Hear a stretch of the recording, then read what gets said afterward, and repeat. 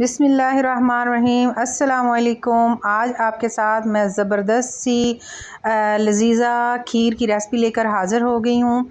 तो इस रेसिपी को देखने के लिए वीडियो को एंड तक देखिए, और अगर आप चैनल पर नए हैं तो चैनल को सब्सक्राइब करें।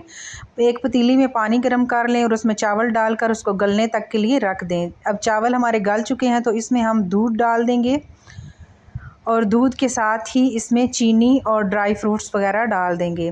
इन सब चीज़ों की क्वांटिटी आपको डिस्क्रिप्शन बॉक्स में मिल जाएगी। तो इन सब चीज़ों को डालने के साथ ही हम लज़ीज़ा खीर का एक पैकेट जो है वो इसमें ऐड कर देंगे। इन सब चीज़ों को डालने के बाद तकरीबन आधे घंटे के लिए हल्की आंच पर खीर को पकने के लिए रख दें, और जब गाढ़ी होने लगे तो इसको एक बाउल में डिश आउट कर लें और ड्राई फ्रूट्स के साथ गार्निशिंग कर लें।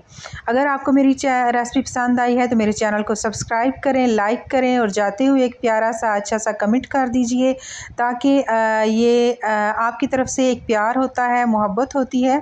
तो इसी के साथ मेरी अगली आने वाली वीडियो तक के लिए मुझे इजाज़त दीजिए, और दुआओं में ज़रूर याद रखिएगा, और रेसिपी ट्राई करके मुझे ज़रूर बताइएगा। इसी के साथ अल्लाह हाफिज़।